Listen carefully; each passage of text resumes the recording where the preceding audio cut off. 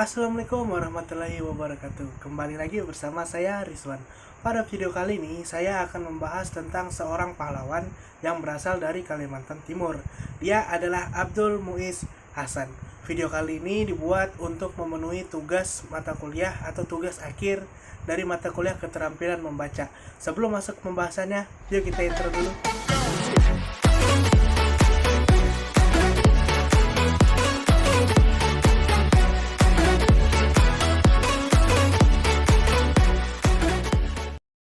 Abdul Muiz Hasan merupakan seorang yang baru saja digelari pahlawan nasional, yakni pada tanggal 2 Juni 2018.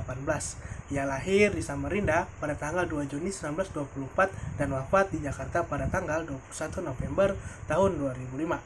Abdul Muiz Hasan adalah seorang tokoh pemuda pergerakan kebangsaan di Samarinda pada masa 1940 hingga 1945, dan ia memimpin perjuangan diplomasi politik untuk kemerdekaan Republik Indonesia di wilayah Kaltim pada masa 1945 hingga 1949.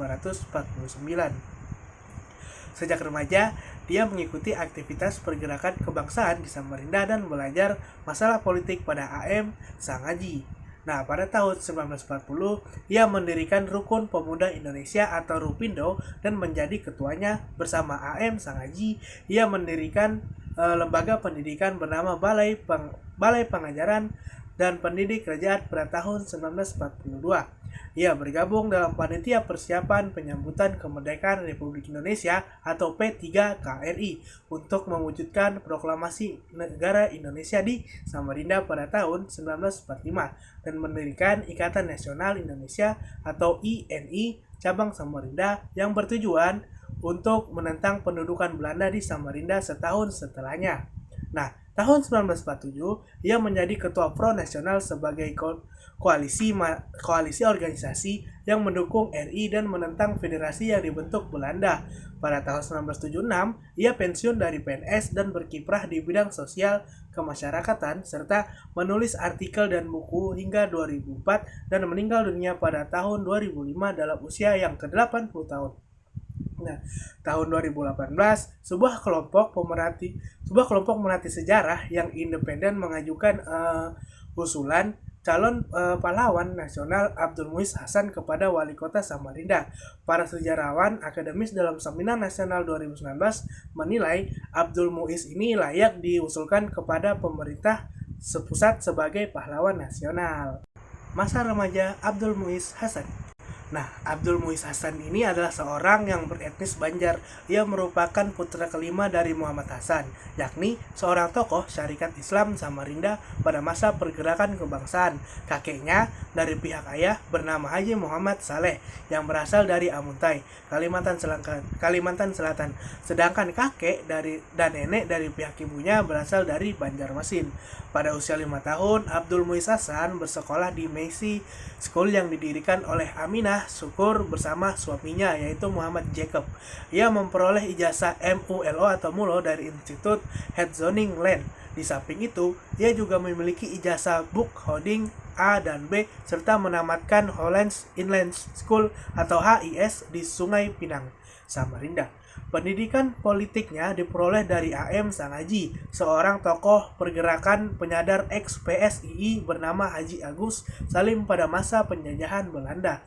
Nah, pada tahun 1944, dalam usia 20 tahun, Abdul Muiz Hasan menikah dengan Fatimah yang lebih muda 4 tahun darinya. Ia dan Fatimah dikaruniai 6 putra dan 1 putri. Ia mempunyai adik kandung bernama Muhammad Syarkawi Hasan yang merupakan Ketua Umum Pengurus Besar Persatuan Dokter Gigi Indonesia periode 1982 hingga 1988, serta Ketua Majelis Kehormatan dan Penasihat Pengurus Besar PDGI periode 1988 hingga 2003. Nah, karena hidup sejaman dengan Abdul Muiz dan untuk membedakan keduanya, orang-orang memanggil Abdul Muiz Hasan dengan julukan Muiz kecil, sedangkan IA Muiz dengan Muiz tinggi. Hal ini berdasarkan perbedaan postur antara keduanya.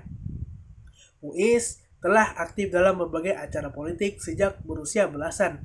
Karena itulah dia sering disebut Muiz kecil. Panggilan ini juga untuk membedakan Muiz Hasan dengan Ismudil Muiz yang seperti saya katakan tadi. Eh, Tokoh ini yang juga menjadi kepala daerah di Kaltim, Ins Abdul Muiz, diberi panggilan Muiz tinggi karena pupuknya yang jangkung atau lebih tinggi dari Abdul Muiz Hasan. Meskipun memiliki nama yang mirip dan pernah di organisasi yang sama, Ketua Muiz ini tidak memiliki hubungan darah. Pada Mei 1940, Abdul Muiz Hasan belum genap berusia 16 tahun ketika menggagas organisasi berhaluan kebangsaan. Ia bersama Badrun Tasin, Khairul Arif, dan Syahrani Yusuf mendirikan Rukun Pemuda Indonesia atau Rupindo. Organisasi ini menghimpun dan membangkitkan semangat kaum muda serta menanamkan kesadaran berbangsa, berbahasa, dan bertanah air Indonesia. Berdirinya Rapindo ini tidak lepas dari pelajaran politik Muiz Hasan yang diterima dari Abdul Muthalib Sang Haji. Adapun Sang Haji tak lain peserta Kongres Pemuda II pada 28 Oktober 1928 yang menghasilkan Sumpah Pemuda. Dengan demikian, secara tidak langsung, Muiz Hasan adalah produk Sumpah Pemuda. Nah, jejak Rapindo rupanya terekam dalam radar intelijen politik Hindia Belanda.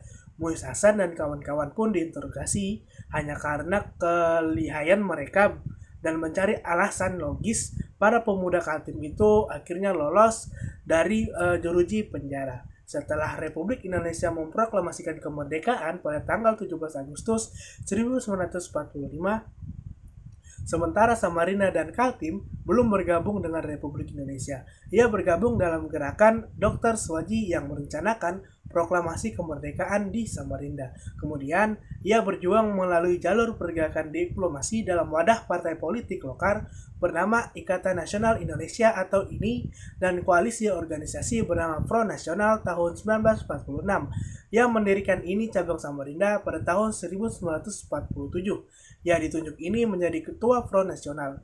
Kedua, organisasi yang bermarkas di Gedung Nasional Samarinda tersebut menyatakan sikap mendukung negara Republik Indonesia dan menentang pendudukan Belanda di Indonesia.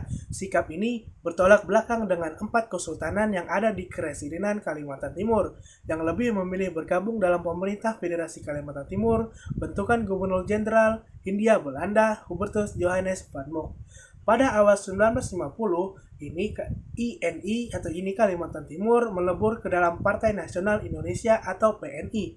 Abdul Muiz Hasan terpilih menjadi Ketua Dewan Pimpinan Daerah Partai Nasional Indonesia Cabang Kaltim. Nah, pada Februari 1950, PNI sendiri merupakan partai politik yang berhaluan nasionalis yang terbesar pada Orde Lama. Ia menempati pucuk pimpinan PNI Kaltim selama 9 tahun. Sejak 1950 hingga 1959. Nah, setelah itu, Dewan Pimpinan Pusat PNI mengangkatnya sebagai anggota Dewan Partai PNI. Nah, pada tahun 1954, ia memobilisasi massa PNI dan rakyat untuk mengadakan Kongres Rakyat Kalimantan Timur. Kongres ini menyarankan tuntutan pemberian status provinsi bagi Kaltim yang kala itu masih berstatus keresidenan di bawah Provinsi Kalimantan yang beribu kota di Banjarmasin. Perjuangannya ini berhasil dengan terbitnya Undang-Undang Nomor 25 Tahun 1956 yang membagi Kalimantan menjadi 3 provinsi. Di antaranya itu ialah Provinsi Kalimantan Timur. Nah, Kalimantan Timur ini diresmikan sebagai provinsi baru pada 9 Januari 1957 yang beribu kotakan di kota Samarinda. Abdul Muiz Hasan menjadi anggota DPR. Pada Maret 1960, Muiz Hasan diutus oleh PNI untuk mewakili Kaltim di gedung Parlemen Pusat. Kala itu memang tidak ada aturan yang melarang pegawai negeri menjadi anggota atau terlibat dalam partai politik.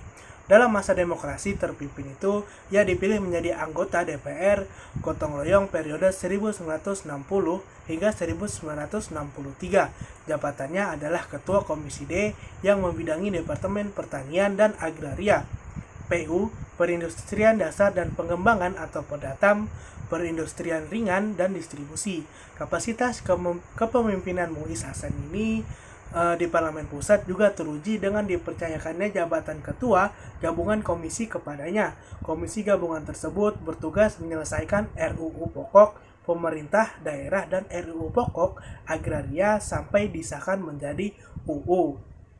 Kiprahnya sebagai anggota DPR RI Orde Lama hanya berlangsung 2 tahun karena pada pertengahan 1962 pemerintah pusat menugaskannya menjadi gubernur di Kaltim. Menjadi gubernur Kaltim. Pada tanggal 30 Juni 1962, Presiden Soekarno menetapkan Abdul Muiz Hasan sebagai Gubernur Kepala Daerah tingkat 1 Kalimantan Timur dengan keputusan Presiden nomor 260/M tahun 1962. Kemudian, Menteri Dalam Negeri Ipik Gandamana melantiknya pada 10 Agustus 1962. Dalam sidang istimewa DPRD Kalimantan Timur, program pertama yang dihasilkannya adalah pendirian Universitas Kalimantan Timur pada 27 September 1962 yang sekarang namanya berubah menjadi Universitas Mula Warman di Samarinda. Pada tahun 1965, walaupun ia menggagas penghapusan sistem kesultanan, namun ia tidak membiarkan adanya gerakan radikal yang hendak menghancurkan keraton peninggalan Kesultanan Kutai di Tenggarong. Ia memerintahkan Kepala Kejaksaan Negeri Samarinda untuk mengamankan bangunan keraton tersebut. Ia juga mengirimkan polisi Banjar ke Tenggarong untuk mencegah massa dan tentara suruhan Panglima Kodam 9 Mulawarman Mejen Soeharjo Patmo di Wirio yang hendak membakar keraton Kutai. Menjadi anggota MPR dan pensiun. Pada tahun pertama, Soeharto resmi menjabat Presiden RI menggantikan Soekarno tahun 1968. Muiz Hasan diangkat sebagai anggota MPR mewakili PNI. Keanggotaannya di MPR Orde Baru seolah menegaskan bahwa selama menjadi Gubernur Kaltim, ia memang tidak terlibat dalam kegiatan politik pro-PKI. Dalam hal ini, rezim Orde Baru sangat ketat dalam mengeliminasi orang-orang yang tertuduh PKI dengan hukuman pidana penjara atau eksekusi mati. Ia bekerja di Gedung Senayan itu selama 2 tahun hingga 1970. Selanjutnya, ia ditempatkan sebagai pegawai tinggi diperbantukan Lembaga Penyelenggaraan Kesejahteraan Pegawai Republik Indonesia pada tahun 1971 hingga 1976. Kemudian masuk masa persiapan pensiun. Nah, setelah pensiun sebagai pegawai negeri pada 1977, Abdul Muiz Hasan aktif dalam bidang sosial dengan mendirikan Yayasan Pinaruhi Rahayu. Yayasan ini mengadakan pendidikan dan pelatihan serta memberikan beasiswa bagi pelajar. Ia juga menjadi Ketua Kerukunan Keluarga Kalimantan atau K3 di Jakarta. Paguyuban warga Kalimantan di ibu kota negara ini, para pengurus intinya antara lain mantan Ketua PBNU Idam Calit dan mantan Ketua MUI Hasan Basri. Ia juga menjadi penasihat bagi pengusaha Ghazali Katianda dalam mendirikan perusahaan penyelenggaraan umroh dan haji ONH Plus pertama di Indonesia. Wafatnya Abdul Muiz Hasan. Pada 19 November 2005, Muiz Hasan bersama istrinya menghadiri halal bihalal masyarakat Kaltim yang bernomisili di Jakarta yang diadakan di Gedung Serbaguna Deplu. Ia sempat mengeluh kesulitan buang air kecil dan meminta putranya Taufik Sirajuddin untuk segera membawanya pulang. Taufik berinisiatif membawa ayahnya ke rumah sakit umum Pusat Persahabatan di Rawa Mangun, Pulau Gadung, Jakarta Timur, tempat ia bekerja. Di instalasi gawat darurat, Taufik melakukan tindakan medis sehingga Muiz Hasan kembali bisa buang air kecil. Pada 21 November 2005, gangguan buang air kecilnya kambuh. Taufik melakukan tindakan kecil dan Muiz Hasan merasa enak kembali. Taufik pun pulang ke rumahnya. Tengah malam, Taufik ditelepon adik perempuannya yang tinggal di rumah gudang peluru. Kabarnya, sang ayah tidak sadarkan diri setelah jatuh di kamar mandi. Taufik segera tiba, tapi Muiz Hasan sudah tidak bernapas lagi dan wafat dalam usia 81 tahun. Digelarinya Abdul Muiz Hasan sebagai pahlawan nasional. Atas jasa dan pengabdiannya, masyarakat Kalimantan Timur yang diwadahi Lembaga Studi Sejarah Lokal Komunitas Samarinda Bahari atau Lasaloka KSB mengusulkan kepada pemerintah untuk menganugerahkan gelar pahlawan nasional bagi Abdul Muiz Hasan. Usulan ini dilakukan setelah seminar dan bedah buku Muiz Hasan dalam sejarah perjuangan dan revolusi di Kalimantan Timur tanggal 2 Juni 2018 di Gudang Dinas Perpustakaan dan Kearsipan Daerah Provinsi Kalimantan Timur yang menghasilkan kesimpulan bahwa Abdul Muiz Hasan memenuhi syarat sebagai calon pahlawan nasional. Nah, begitulah pembahasan tentang pahlawan yang berasal dari Kalimantan Timur yang lahir di Samarinda. Kalimantan Timur ini merupakan tempat tinggal saya, tetapi saya tinggal di Kota Balikpapan, bukan di Samarinda. Nah, semoga video ini dapat membuat wawasan kita terhadap pahlawan, khususnya pahlawan yang berada atau berasal dari daerah kita, ini menjadi lebih luas. Kita bisa mengenal pahlawan-pahlawan yang tidak terkenal yang berasal dari daerah kita masing-masing. Nah, setelah itu saya ingin mengundurkan diri. Saya Rizwan, terima kasih. Wassalamualaikum warahmatullahi wabarakatuh. Sampai jumpa.